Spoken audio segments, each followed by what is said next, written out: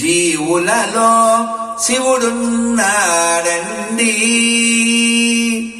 జీవులలో శివుడున్నాడండి, జీవుడే శివుడని తెలియండి, జీవుడే శివుడని తెలియండి, జీవహింస మానండి. దీనికి పెద్ద ఫ్యాన్ మావాడు. ప్రసన్న చెప్పునానా? స్వామి ఎంత అదృష్టం స్వామి, పాట విన్నా. చాలా థ్యాంక్ యూ స్వామి, చాలా థ్యాంక్ యూ. విన్నావా?